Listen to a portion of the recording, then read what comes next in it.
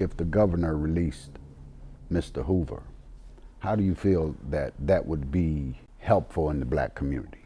Well, Larry Hoover has become what you call an icon in the black community, whether right or wrong. You know, he had his street life, yes. I've been advocating for the release of Larry Hoover over the last 25 years. It's not new to me. Everybody knows I've written articles about it. I spoke about it on social media. I believe that Larry Hoover, along with Jeff Ford, should be released based on the fact they're older now. And Larry Hoover's going to always be a part of the fabric in Chicago, just like John Dillinger, even though he wasn't from Chicago, he was shot and killed in Chicago by the police, Al Capone. So Larry has a chance to make it right a little bit. I'm not saying he should be released to go out here and do no magnificent work or anything, but just the mere fact that he's a legend in the United States, but definitely in Chicago, he could come out. And I do believe that if he pushed peace, a lot of young guys would gravitate towards his message. He's one of the guys that's undisputed in the streets. I never met him. A lot of my family members know him personally. They were locked up around him. A lot of my friends were very close to Larry Hoover. And I believe that he can make a big difference based on the fact that, because we cannot dismiss the past, far as, you know, everything that took place. But everybody deserves a second chance.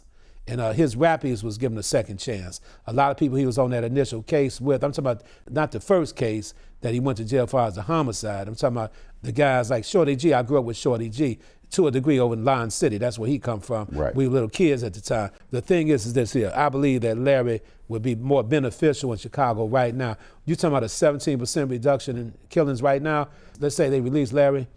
Just putting a message out there for them brothers to stop all the killings and stuff, you'll be surprised. We might get a bigger reduction in shootings out here. You don't feel like brother has already done enough time to have paid for whatever it is that he's done?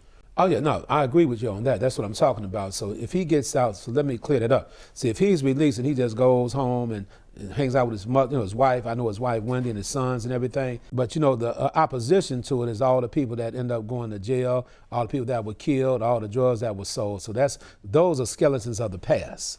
But everybody, once again, deserves a second chance. Allow Mr. Hoover to come home and make it right. So there's two ways to look at it. If he's released, like I say, go with his family, provided he's released. I feel he's going to be released personally.